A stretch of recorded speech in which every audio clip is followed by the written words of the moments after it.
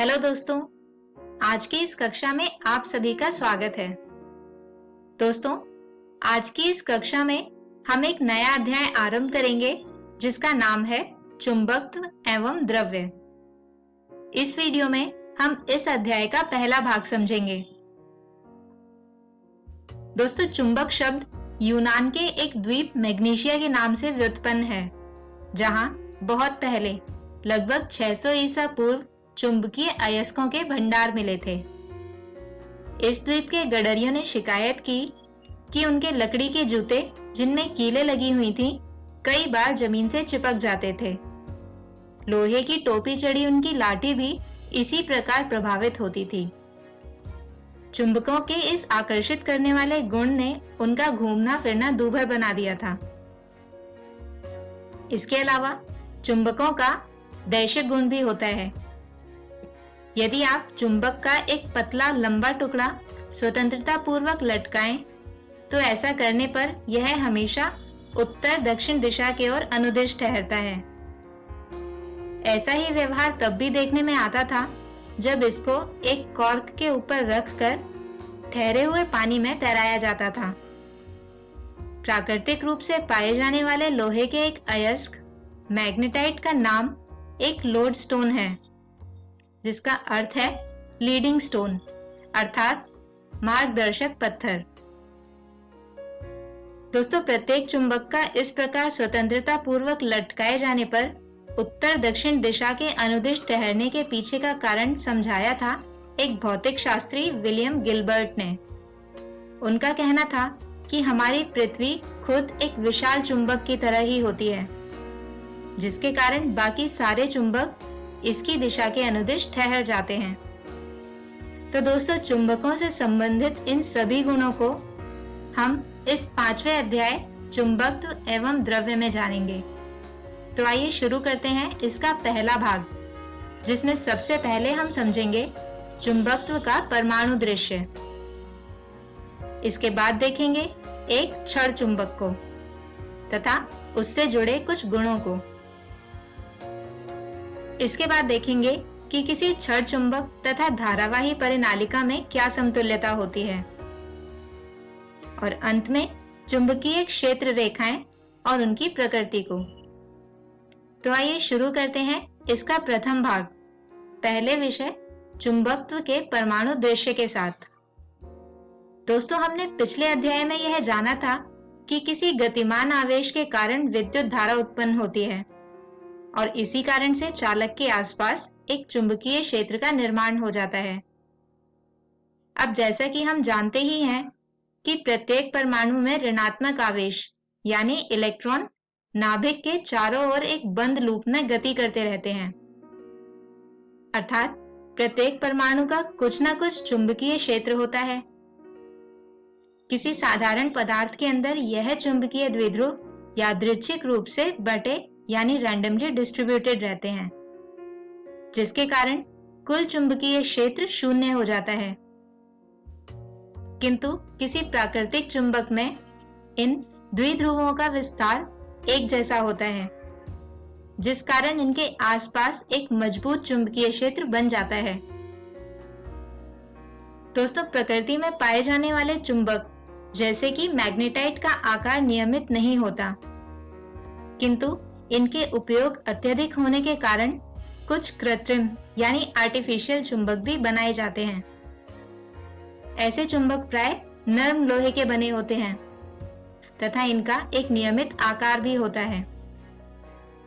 दोस्तों, यदि हम एक इसी प्रकार के चुंबक को लौह रेतन यानी आयरन फिलिंग्स के ऊपर रखें, तो यह चुंबक उन्हें आकर्षित कर लेते हैं। लौह रेतन के पैटर्न यह इंगित करते हैं कि चुंबक के दो ध्रुव होते हैं, वैसे ही जैसे वैद्युत द्विध्रुव के धनात्मक एवं ऋणात्मक आवेश। इसके अतिरिक्त जैसा कि हमने पहले भी कहा था कि प्रत्येक चुंबक में दैशिक गुण होता है, यानी कि प्रत्येक चुंबक स्वतंत्रता पूर्वक लटकाए जाने पर उत्तर दक्षिण दिशा के अनुदिश ठहर जाती है। इसके अतिरिक्त चुंबक के भिन्न ध्रुवों में आकर्षण तथा एक समान ध्रुवों में प्रतिकर्षण होता है। साथ ही अगर किसी चुंबक के दोनों ध्रुवों को अलग करने के लिए हम अगर उसे बीच में से कुछ इस तरह से काटें तो हमें चुंबक के दो पृथक ध्रुव प्राप्त नहीं होते। और यदि इस चुंबक को कुछ इस तरह से काटा जाए तो हमें अलग अलग ध्रुव नहीं मिलते। यानी हम ये कह सकते हैं कि किसी चुंबक के उत्तर और दक्षिण ध्रुवों को अलग अलग नहीं किया जा सकता। यदि किसी छड़ चुंबक को दो भागों में विभाजित किया जाए तो हमें दो छोटे अलग अलग छड़ चुंबक मिल जाएंगे जिनका चुंबकत्व क्षीण होगा। आइए अब समझते हैं किसी छड़ चुंबक और धारावाही परिनालिका में क्या समानता होती है। दोस्तों, हम ये तो जानते हैं कि एक धारावाही चालक अपने इर्द गिर्द चुंबकीय क्षेत्र बनाता है।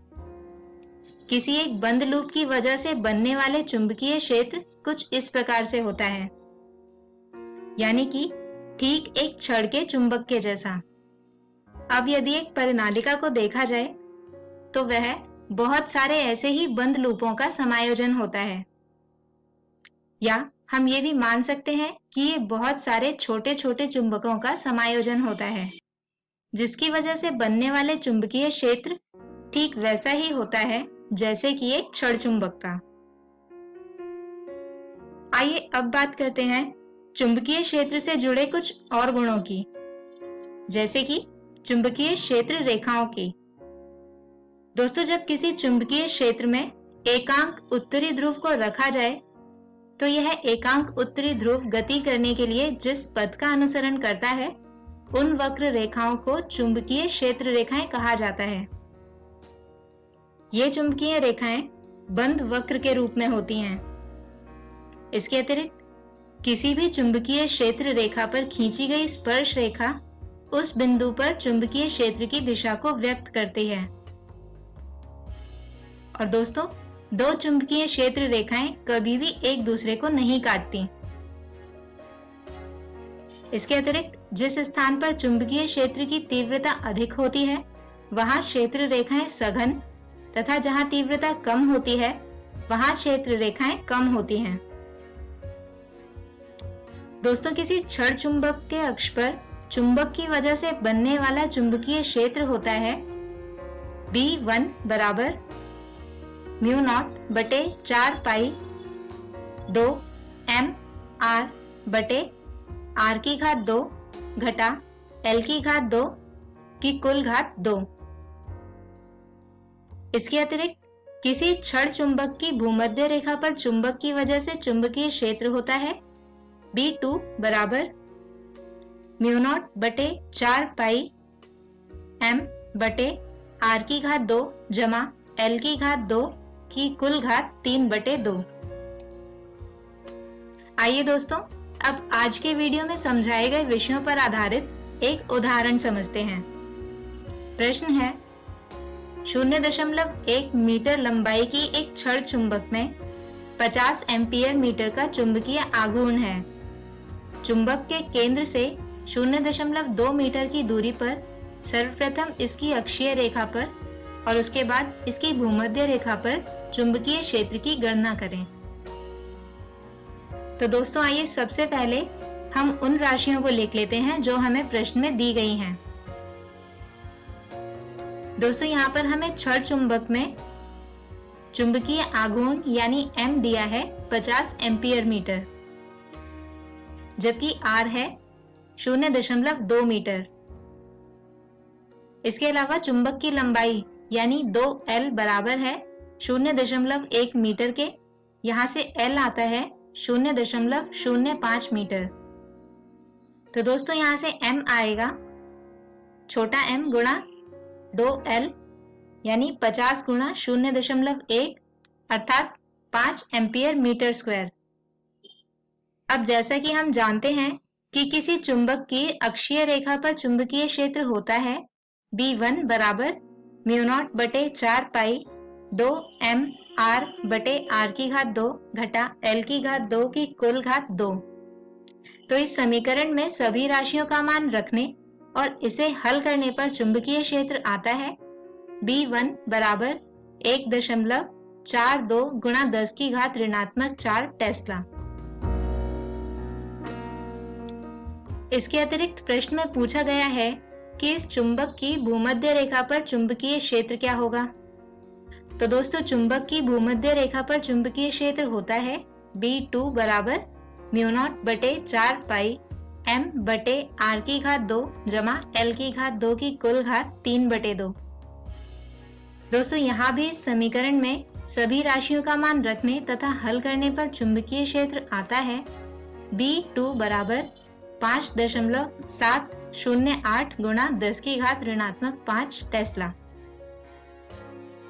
तो दोस्तों, आज के इस वीडियो को हम यहीं पर खत्म करते हैं और एक बार जल्दी से दोहरा लेते हैं आज के वीडियो में समझाए गए विषयों को। दोस्तों, आज के इस वीडियो में हमने समझा चुंबकत्व का परमाणु दृश्य, जिसके बाद जाना क्षण चुंबक और उससे जुड़े कुछ गुणों को।